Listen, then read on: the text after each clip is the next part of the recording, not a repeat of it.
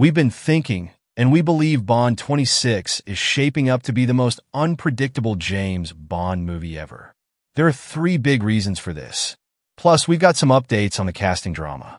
Producers are having a creative disagreement about the direction of the next 007 movie, and there's a new contender in the race for the role of Bond.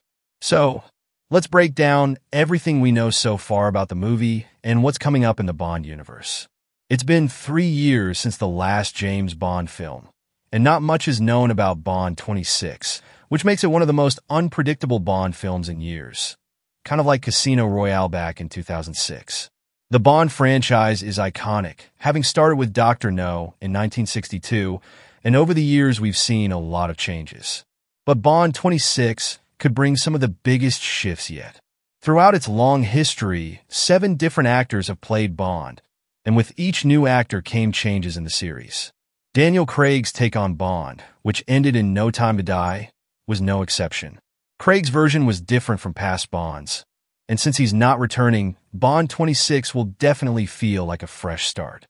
The shocking death of Craig's Bond at the end of No Time to Die means the next movie will feature a totally new take on the iconic character.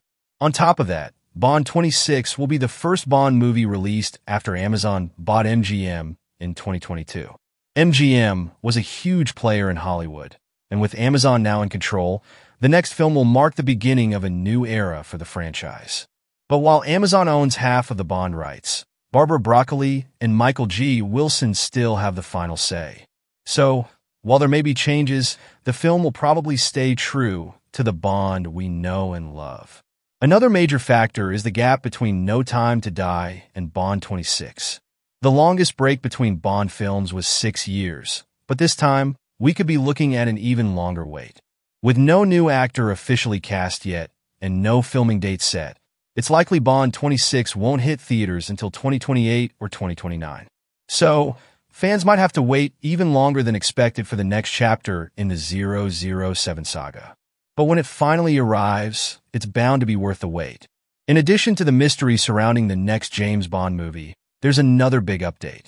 A report reveals that the producers are in a creative dispute over the direction of the next 007. Ever since Daniel Craig's final film, No Time to Die, in 2021, there's been an ongoing search for a new Bond, but it's been over 3 years with little clarity on who will be cast, despite rumors like Aaron Taylor Johnson being the frontrunner. Now, according to the Wall Street Journal, the issue has become more complicated, as Barbara Broccoli and Greg Wilson, key figures behind the franchise, are reportedly clashing over the future of Bond. Wilson has been more open to diversifying the role, considering casting a person of color, a gay actor, or even a woman as the next Bond. Broccoli, while not opposed to a non-white or gay actor, insists that Bond should remain a British man. They're also at odds about the next Bond villain, with some pushing for a billionaire autocrat villain, but Broccoli feels that territory has already been covered in films like Tomorrow Never Dies, The World Is Not Enough, and Casino Royale. This creative conflict highlights the tensions between the old and new guard in the Bond franchise. Barbara Broccoli has been deeply involved in Bond films since her teenage years, and along with her stepbrother Michael Wilson, they've helped guide the franchise through successful eras, from Pierce Brosnan's debut to Daniel Craig's 5-film run. Now, as they prepare to hand the reins to the next generation, with Wilson's son Greg also involved in production, disagreements have emerged about the direction of the series, particularly with casting decisions. In the end, while there's some debate, Broccoli has a lot of influence over the Bond films, and it's likely that the next 007 will still be a British man, though there may be room for more diversity within that. As for the villain, fresh ideas are needed to keep things interesting, and how the producers resolve these creative differences will shape the future of the iconic franchise. On the flip side, Paul Mescal wasn't really on anyone's radar as a potential James Bond, but things have changed thanks to Gladiator 2. Before this, Mescal was mostly known for indie films, but now he's stepping into the spotlight as Lucius in Ridley Scott's epic sequel. The movie is packed with intense action scenes, and Mescal's physical performance stands out. Plus, landing a lead role in a major blockbuster like Gladiator 2 has definitely boosted his chances of being considered for Bond. Meanwhile, there's buzz about Aaron Taylor Johnson potentially taking on the iconic role. If he does, it would break a 55-year trend, as every Bond actor since George Lazenby has had a certain type or profile, and Taylor Johnson would shake that up.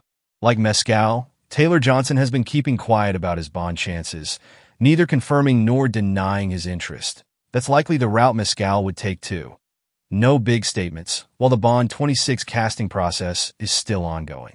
Even Pierce Brosnan, who played Bond in the 90s, chimed in, saying Taylor Johnson has the talent, charisma, and chops to play 007.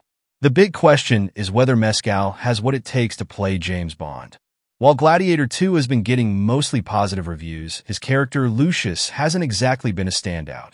Some of the criticism is due to the script, which makes Denzel Washington's character, McConaughey's, more compelling. Still, Mescal's performance hasn't solidified him as a movie star yet, though his talent is undeniable. To be fair, people said similar things about Daniel Craig before he blew everyone away in Casino Royale. As for the Bond 26 casting, it's still anyone's guess. Mescal's odds are looking better, but Aaron Taylor Johnson remains a strong contender. There are also persistent rumors about other big names like Idris Elba, Henry Cavill, and Margot Robbie being tied to the project. With so much speculation, one thing's for sure. Whoever steps into Bond's shoes has some big expectations to meet. Speaking of exciting casting possibilities, Saoirse Ronan could be the game-changer Bond 26 needs, especially as a villain. Known for her range, Ronan has played complex characters before, like the manipulative Bryony Tallis in Atonement. While that role leaned into moral ambiguity, stepping into a full-fledged Bond villain role would take her into exciting new territory. Her performances in The Lovely Bones and Hannah prove she can tackle dark and intense characters, making her an ideal choice for a Bond antagonist. Female villains have existed in the Bond franchise, like Xenia Onatopp in GoldenEye, but the main adversaries are almost always men. Casting Ronan as the central villain would break a 55-year-old tradition, marking a bold step forward for the series. It's time for a female villain to take center stage, and Ronan's ability to bring depth and unpredictability to her roles could redefine what it means to be a Bond villain. She has the talent to either lean into classic villain tropes or completely flip them on their head, creating something unforgettable.